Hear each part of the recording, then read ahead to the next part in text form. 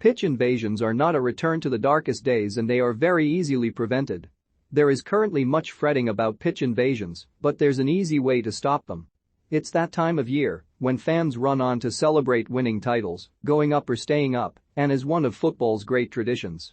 To be honest, the vast majority of people mean no harm. The fact it's transgressive just adds to the thrill.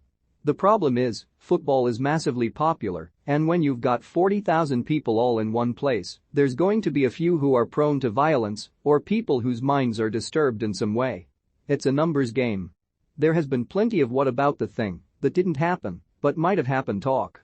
Someone might indeed have a knife or a broken bottle, someone might bring a grenade into the ground or launch a bazooka, but such debates are pointless because worse outcomes are always possible in every situation in life.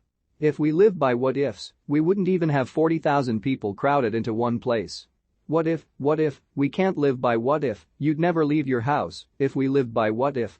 At Goodison, supporters were overcome by the emotion of staying up, Frank Lampard's 20 points accrued being so massively superior to Rafa Benitez's 19 points, so they ran on to rejoice in the unlikely win over Palace after being 2-0 down.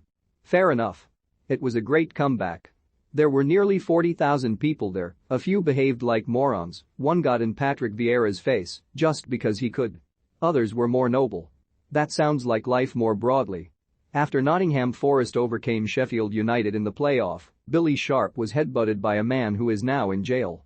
There were mass pitch invasions at Port Vale and Northampton, and after the Huddersfield v Luton playoff, Villa's goalkeeper was manhandled by Manchester City fans.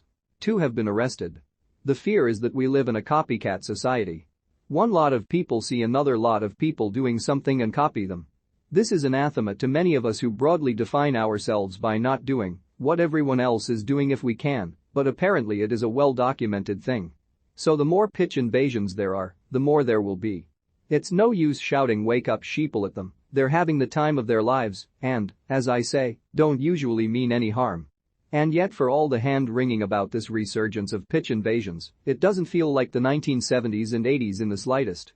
Those of us who lived through it know how brutal it could be when a newspaper was repeatedly folded into a tight brick and used to casually smash someone in the face. You developed a sixth sense, honed in the schoolyard, for when it was all going to kick off, and you went in the opposite direction before it did. You could always tell when trouble was coming, it had a distinct noise, so at all times, you had an escape route scoped out. You knew when and where you'd be vulnerable to being jumped, and you plotted your life avoiding those situations, especially at football, but at all other times too.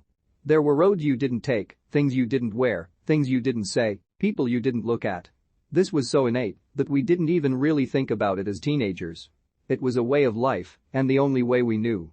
Now is not like back then, and thank God for that. Another way things are different is, at least anecdotally, the use of cocaine in general, and specifically during the game, is blamed for fueling some of the more riotous behavior. In the 70s and 80s cocaine was for rock stars. You literally never saw it, unless you were the tour manager for Motley Crue or Stevie Nicks' roadie. You could put drug sniffer dogs on every turnstile I suppose, but when you've got 40,000 people all descending on an area across an hour, it's just not practical. Drugs are not football's responsibility to eradicate. You'd be better off asking why so many people want to get off their tits. Could it be the product of an unhappy, unfair society? The context in which these pitch invasions are happening is important. When we see football clubs bought by blood-soaked autocracies being approved by the Premier League, as though they haven't murdered 150,000 people, a bit of pitch invading doesn't seem so bad now, does it? When we are outraged by some prick-nutting Billy Sharp, but cheer on a team bought with money from a murderous regime, what does that say about us? It is double standards on an epic scale.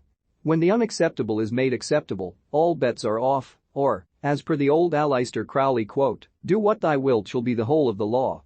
Okay, I've run on the pitch, Your Honor, but at least I haven't carpet-bombed Yemen. This stuff matters. It infects the general psyche. But as I say, there's an easy way to stop it if the game really wants to stop it. If fans knew their club would be docked 20 points for a pitch invasion, they wouldn't do it. If both sets of fans are on the pitch, dock both teams 20 points. It's not hard to tell who the majority that come onto the pitch are supporting. While you might occasionally get a gray area, in all of the recent incidents it would have been easy to identify which fans were doing the invading. The headbutt on Billy Sharp would have stopped Forest going to the playoff final. You can say it's not fair for 99.9% of fans who are good-natured, but it would just encourage self-policing, easily the most effective sort of policing. The advantage of this as a punishment is that it holds fans directly responsible for the consequences of their own behavior. While you'd still get the occasional pitch invader who wants to run on and evade capture like a greased piglet, and let's face it, we bloody love one of those, but it would end the mass invasions.